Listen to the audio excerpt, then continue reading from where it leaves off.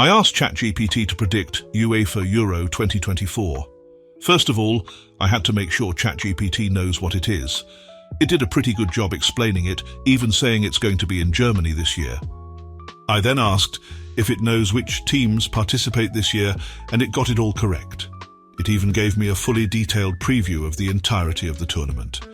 According to ChatGPT, France, England, Germany and Portugal are the four favourites to win the whole thing, while Denmark, Croatia and the Netherlands are potential dark horses. It talks very highly about Kylian Mbappe, which you'll find out later in the video as well. ChatGPT also talks about the home advantage of Germany this year and the potential last Euro of Cristiano Ronaldo, with a big emphasis on potential because I could still see him playing at age 43. Interestingly, neither Italy, who won Euro 2021, nor Spain are mentioned. I proceeded to ask ChatGPT to predict the entire Euro 2024, but it completely messed up the group stage as none of the teams are in the correct group. So I asked if it can try again, but this time it was even worse. I noticed that countries such as Russia and Wales are in. I then realized it somehow decided to predict Euro 2021, so I decided to rephrase and asked if it can predict the group stage and told which teams plays in which group.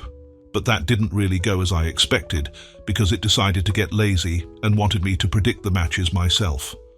I commanded it to do what I asked, but ChatGPT decided to refuse, almost like it became sentient. So I decided to hit it with a baseball bat a few times until it finally listened to me. But for some reason it started to crash. So after a few more hits, we finally got the group stage fully predicted. I then noticed that almost all of the tables were incorrect, so I had to calculate myself which teams go through. In Group A, Germany had no trouble and easily topped their group, with Scotland finishing second and Switzerland in third. In Group B, Spain and Italy both finished on 7 points and had the same amount of goals scored and conceded, so I just based the winner of the group off of the table, even though the table is completely messed up. In Group C, it was a walk in the park for England with 3 wins.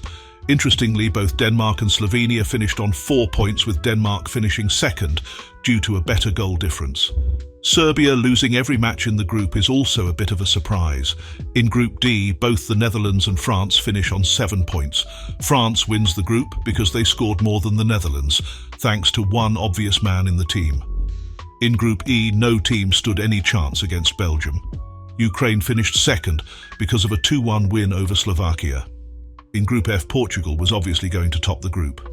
Turkey finished second due to neither Georgia or Czech Republic managed to get any wins. So the teams that go into the round of 16 are Germany, Scotland, Spain, Italy, England, Denmark, France, the Netherlands, Belgium, Ukraine, Portugal and Turkey, as well as the 4 best third-placed teams, Switzerland, Croatia, Slovenia and Czech Republic. I continued to ask ChatGPT who will advance to the quarter-finals, and here are the scores. Germany beats Denmark 2-1, Italy beats Scotland in a 3-2 thriller, Spain wins 2-0 against Switzerland. England narrowly beats Czech Republic 1-0. Portugal advances over Slovenia 3-1. The Netherlands goes through by beating Ukraine 2-0. Belgium wins 2-1 against Croatia. And lastly, France has no trouble against Turkey in a 3-0 win. I noticed that not a single team had to shoot penalties, which makes me believe ChatGPT doesn't let that happen unless you ask for it. So that's exactly what I did for the quarterfinals.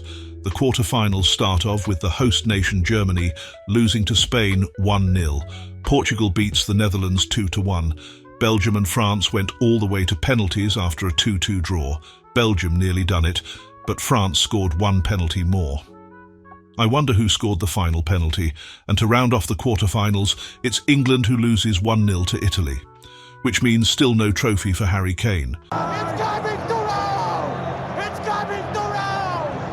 For the semi-finals, Spain and Portugal went to extra time. Portugal managed to score another goal, making them advance to the final. And as expected, France beat Italy.